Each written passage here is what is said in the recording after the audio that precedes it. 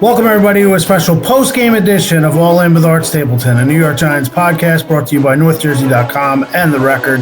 I'm your host, Art Stapleton, and we are here in a radio booth on the Red Press level here at Gillette Stadium in Foxborough, Massachusetts. Final score tonight, the New England Patriots 33, the New York Giants 17, I think, 17, 15? I don't know. I think it was 15. But anyway, you cut it. It seemed like it was 1,000-0 from the first quarter on here at Gillette, and I couldn't have had a worse read on the situation here for the New York Giants. For the first time all season, really, the bottom fell out. And we expected it last weekend in Detroit, to be perfectly honest, and it did not happen. And the Giants played a hell of a game against the Detroit Lions in that building, fighting all the way to overtime, losing a game that they probably should have won. And they come here against the New England Patriots, winners of 9 in a row, the 10-2 New England Patriots under Mike Vrabel.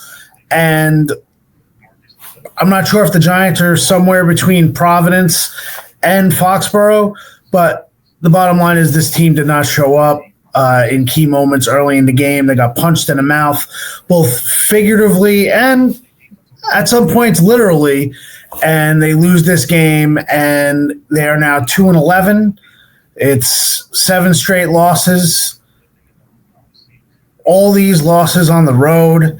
It's pretty it's a flat line now for this team. And look, the bottom line is when you start trying to salvage the rest of this season for next year, there are certain things that are important. Number one is Jackson Dart. We'll talk about Jackson. He certainly had an interesting post-game here. I think he's really just exasperated regarding all of the talk about him needing to limit his physicality and taking hits, and that's how he got injured. And I think he's at a point where he's just frustrated in the heat of the moment to hear this from just about everybody. It's a talking point now for Jackson Dart more than any other quarterback that I can remember. Really wasn't this kind of talk regarding Tua. I think it's a little unfair that people are comparing Jackson Dart to Tua, but this is the situation that's happened now. This is this narrative that has been created around Jackson Dart. So I think it's important to address that. That's number one. Number two, Abdul Carter. And, you know, a couple weeks ago after Brian Daboll was fired, I said that a priority for the rest of this season had to be make sure that Abdul Carter did not fade in the background. Well, Abdul Carter's taking care of that himself, making sure that he's not fading into the background, because for the second time in 3 weeks, Abdul Carter was benched.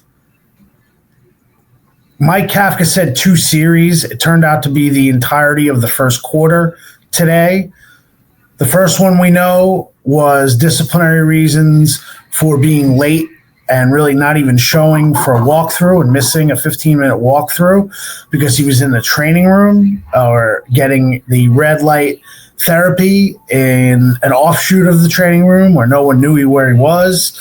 And then tonight, Abdul Carter is not on the field for the first 2 series, and the Giants fall behind, and they certainly could use one of their better players, and he's nowhere to be found on the field, but on the sideline wearing a jacket here in 30-degree weather in New England, waiting out yet another punishment doled out by interim coach Mike Kafka, and talking to Carter after the game at his locker. Yes, it's great. He took accountability for it, for whatever cost him the first quarter here tonight. Took accountability for it. Great. The bottom line is this should not be happening. Abdul Carter is a premier talent. He is the number 3 overall pick. I said this a couple weeks ago. You cannot let this happen. I don't care if it happened for 3 months under Brian Daboll. That's what's been reported in certain areas. I haven't heard that team-wide. I know he's had an issue of coming to meetings late. They never was punished or disciplined on the field. And now 2 out of 3 weeks, Mike Kafka has felt the need to punish him. This is wearing on his teammates. It is wearing on this team. It is wearing on Mike Kafka. And worst of all, it is creating a narrative around Abdul Carter that is earned. And when he says shit happens and then goes on to take accountability, I understand it's the heat of the moment after a game. And he's being asked what happened. And he said, it's not on the coach, it's on me, and all the right things that he ends up getting to. But the point is, if the message didn't get through the first time, and now it has happened again, it's one of those things where this entire coaching staff, this entire organization, someone has to get through to Abdul Carter.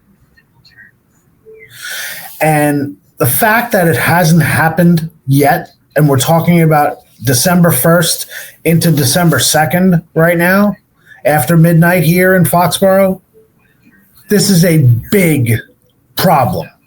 This is a bigger problem than terrible special teams coverage tonight, both on the opening kickoff and on a punt return. 94-yard punt return for a touchdown. It's disgraceful that happened tonight. Then Jamie Gillen, 2 punts. It just seemed like tonight Jamie Gillen was just like, you know what? I'm just going to hit the hell out of the ball and see where it goes. And outkicked his coverage several times tonight.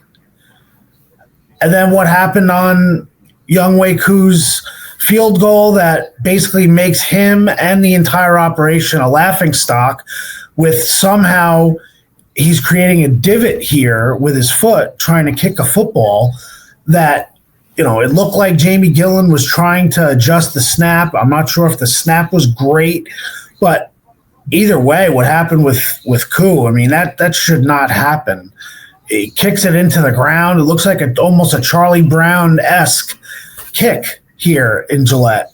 And that, with an opportunity to make it 17-10, the Giants just pissed that away. So all of that, none of that matters compared to what Abdul Carter is doing right now.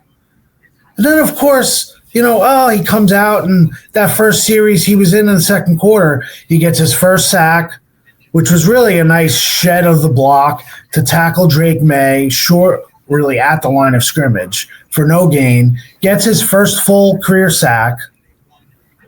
And afterwards, someone asked Abdul Carter as we were walking away from the group, well, at least you got your first sack. He said, F that sack. Look, the bottom line is you have a young player who needs to take accountability. Check. Abdul Carter took check. He took accountability. But he said, like I said, I have to be better. I have to take pride in what I do, be where I have to be at. Simple as that. So again, it sounds like he was late to a meeting or late to a walkthrough. And this is just unacceptable. And his teammates are getting sick of it. You can just tell. Brian Burns has to stand in front of his locker and answer for Abdul Carter. Brian Burns has been busting his ass all season long, and now he's got to answer for Abdul Carter. Dexter Lawrence is asked about Abdul Carter. There's a difference between being no nonsense, which is what I was told about Abdul Carter in the summer, and being thick-headed. And right now, Abdul Carter is veering towards that end of the spectrum. And I blame Abdul Carter, but I also blame the organization. This can't happen. This is a number 3 overall pick, for all the things that were talked about when the Giants had picks of Odell Beckham Jr. Oh, Odell is this, Odell is that. We can't handle Odell. We can't do this. We can't do. Never once did I hear things about Odell not showing up to practice or being late to a walkthrough. And for the Giants to go through that now with Abdul Carter, this can't happen. Can't happen. So I'm not sure how they fix it. I don't know if they can fix it until they get a new coaching staff in here. But the bottom line is we didn't hear about Abdul Carter from that perspective, but now this is real. This is a real narrative. And Mike Kafka, he's doing what he can. He has him sit. But here's what I don't understand. And look, I have respect for Mike Kafka, how difficult of a situation it is to be an interim head coach, to take over with 7 games left. Brian Daboll had created a culture here. You are part of it. The culture is what it is. 3-19 in the last 22 games for Brian Daboll. Mike Kafka is now 0-3 as interim head coach. I know Mike Kafka, I've been told this by several people in the organization. Kafka believes in keeping everything in-house. He wants to keep everything in-house. There is no such thing as keeping everything in-house in the NFL anymore. There's too much media. There's too many agendas. You can't keep things in-house. Period. So Mike Kafka is standing at the podium today after the game, and I understand what he's trying to do. He doesn't want to push Abdul Carter under the bus. But he's got to show that he's holding him accountable. What's wrong with saying, from a Mike Kafka perspective, he was late for a meeting or late for a walkthrough? Admit it. Put it out there. It doesn't make much sense. Mike Kafka keeps saying it's a coach's decision, it's my decision, and then after that talks about, in platitudes about Abdul Carter. And I love the kid, and I love and we've got a lot of rookies on this team. Not one rookie, as far as I'm aware of, has been disciplined twice in 3 weeks by the interim head coach. It just, again, I'm not saying that Abdul Carter should not be disciplined. If he's missing meetings or showing up late to meetings, you should suspend him. You're 2-11. Suspend him for the whole game. What is these 1 and 2 series or a quarter? What is it doing? I mean, someone needs to have a heart-to-heart with Abdul Carter and talk to him about where his future is. Yeah, I know it's a little bit of an overreaction, but that has now become the narrative for Abdul Carter. And it's unfair to Abdul Carter, but it's brought on by himself. And it's unfair to the rest of the team. It's unfair for the defensive players, especially the veterans, to have to answer for a rookie who's putting them in these positions. And I think Mike Kafka should have been more forthcoming. We're supposed to get to talk to Joe Schoen in his bye-week press conference at some point on Tuesday. Joe Schoen should take accountability as well and talk about it from an organizational perspective, what that means. This is conduct detrimental to the team. If you continually show up late or miss walkthroughs or whatever Abdul Carter is doing to get disciplined, it's clear that the team believes it's counterproductive. So step up. Step up as a team, as an organization. If you believe in what you're doing, step up, confront it head on. Say, look, I'm not going to get into details, but he missed a meeting or he was late for a meeting. We have a standard here, and we need to uphold that standard. Period. End of sentence. And I don't understand why Mike Kafka can't do that. Is he not being given the leeway to be able to say that? Because by the same token, he's saying that it's my decision. So if it's your decision, step up. You can say it. The media is going to find out, Mike. We will find out collectively. Not me necessarily. Maybe I will. I told you last time that I had heard it was involving a walkthrough. But you're giving the green light to dig. And no matter how hard you try, you are not going to keep it a secret. You're not going to keep it in-house. Because now you're going to have the flip side. You're going to have the Carter side, quote unquote, whether it's his agent, Drew Rosenhaus, or anybody, any representative related to Carter, who's going to push back a narrative and say, he was sleeping, he was not sleeping, he was in treatment, he was this, he was that. All of that stuff that came out the first time. Put it out there. Defend your record. Regardless of what happened on the field tonight, that would have been the best play for Mike Kafka. If he wants this job full time, come out and own it. Say, I needed to do this for the betterment of the team to uphold the standard. He missed another practice. I can't have one player show up late to a meeting or miss a practice or miss a walkthrough. Can't have that.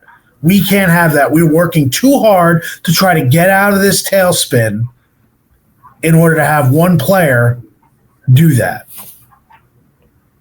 I know it's easier for me to say it than maybe Mike Kafka to pull that off in a post-game press conference, but it's what I would have liked to hear. Because I think that would have made a big statement about Kafka as a leader of this team right now. Now, I had painted the picture that had the Giants won tonight and figured out a way over the last, I'd say, 4 games to maybe you end up beating Washington and you split for the season. And you beat Dallas, denying them a playoff spot in week 17. Maybe Kafka could win the job. I don't see how that happens right now. Feels a lot like what happened to Steve Spagnuolo down the stretch of the 2017 season. He only came in for 4 games, won 1, lost 3, but it just never felt like Spags was going to get the job. Tonight's performance feels like Kafka is not going to get the job. And I really don't want to hear all this stuff about the Giants need a proven head coach. They need a disciplinarian. They need a CEO. They need a great offensive mind. They need a great defensive mind. Pick the right coach. Pick the best coach out there. Consider all options. But I'll tell you this. If you screw up Abdul Carter and you screw up Jackson Dart, you're tumbling back down the hill. And I know everybody wants Joe Shane fired. The general manager is a completely different animal. And Joe Shane will have the opportunity to say his piece and defend this program and this product in front of the media at some point tomorrow, hopefully. So it's separate now. We know they're getting a new head coach. I don't believe it's Kafka, but I believe it is going to be a new head coach outside of the organization. Now, the reality is that's not going to come until January. So we have to move forward and see where this team goes. For Joe Shane, we'll find out what that entails tomorrow when we talk to him, or later today at this point. But let's wrap all this stuff up with Jackson Dart, because what we saw post-game is an exasperated Jackson Dart. I think a little bit of a defiant Jackson Dart, trying to figure out how this narrative has been created around him. And I think he's frustrated. He talked a lot about go back and watch his play from when he was a high school player, a college player, and now how that physicality and that ability to go out there and play with a little bit of reckless abandon is him. It's who he is. It's how he's gotten to this point.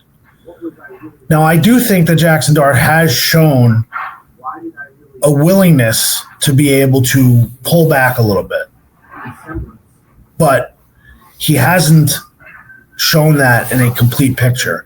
And now tonight, in a full picture on national television, that became the story, that Jackson Dart is going to be, he's going to put himself in harm's way. He's going to be a reckless player. Some of that is unfair. Like Jackson Dart said, his injury, his concussion in Chicago was a fluke, and it was. Now, because he scrambled out and got hit and lost the ball and couldn't defend his body and protect his body as he fell, he smacked his head against the turf, against the ground. But I think, that's the problem now, is that Dart looked at times tonight in between what he wanted to do. He didn't seem as sure of, I'm going to run this one, or I'm going to scramble and I'm going to make a play. The 2-point conversion that he had was magical. Scrambling around, evading pressure, hitting Darius Slayton in the middle of the end zone. There were signs of Jackson Dart, of the Jackson Dart that played his first 7 starts. But for the most part tonight, when you fall behind 17-0, you're dead and buried. So I think, I think Jackson Dart wants to protect himself. I think he knows he needs to play smarter in certain areas. As Tim Kelly said the other day, there are times to put the cape on and there are times to just slide. And Dart did slide tonight. Dart slid tonight and then gets decked by Clayvon Chaselin. But I think Jackson Dart is trying to learn on the job, and he's trying to figure it out. And it's unfortunate because he has the entire franchise on his back, and it's not easy in the postgame when everybody it feels like this. It feels like they're coming after Jackson Dart and trying to change who he is. I don't think that's the case. And anyone who's trying to change Jackson Dart just doesn't understand Jackson Dart. I mean, the reality is that, yes, he needs to protect himself, and he'll learn. He'll get to a point. Hopefully he'll get to a point where he has better playmakers around him, where he doesn't feel like he has to scramble out of the pocket and take hits that are unnecessary. But starting tonight, right off the bat, the Patriots were the team that played with the edge. They played physical. They were nasty tonight. Some of the hits, they took a chunk. It looked like, scraping the paint off of Gunnar Olszewski's helmet on that hit. It was brutal, a brutal helmet to helmet. And I think when you look at where they're at and what is going on with this team, they need this break big time. They need this bye week. I don't know what team is going to come out on the other end of the bye week. But the reality is that we're going to see, tomorrow or today, you'll have players available and then Joe Shane. And that's going to be the situation. So we're going to have more from the Giants tomorrow or later today in New Jersey. I'll have everything on northjersey.com. And All In will probably go on a week hiatus, and we'll come back for when the Giants return home in a week to face Washington. We'll see if Jaden Daniels is back by then, but still a lot going on. We'll have everything you can on northjersey.com, but that's where we're at from here in Foxborough. Again, ugly game. Giants were never really in it. They pulled within 2 scores, but at that point, it was over. 30-15. Patriots were in cruise control in the second half. They end up winning 33-15, and the Giants are 2-11. and I want to see what happens moving forward. I'm not worried about Jackson Dart. I am worried about Abdul Carter because this is now becoming a pattern, and I think that's where we're at. So for Paul Wood, I'm Art Stapleton. This is our post-game show, and we will be back whenever it warrants. Make sure you stick with NorthJersey.com. I'll have all the coverage of Joe Shane's press conference tomorrow, and then we'll head into the bye week, take a little breath, and then figure out what's going to go on with this team in the final 4 games of the season. And then we got a coaching search, maybe a GM search. It's going to be a busy offseason. So everybody, I'm out from Foxborough, and we'll catch you tomorrow in New Jersey for Joe Shane's presser, and then we'll be back on All In about a week. So for Paul, I'm Art. Have a good night. We'll talk to you soon.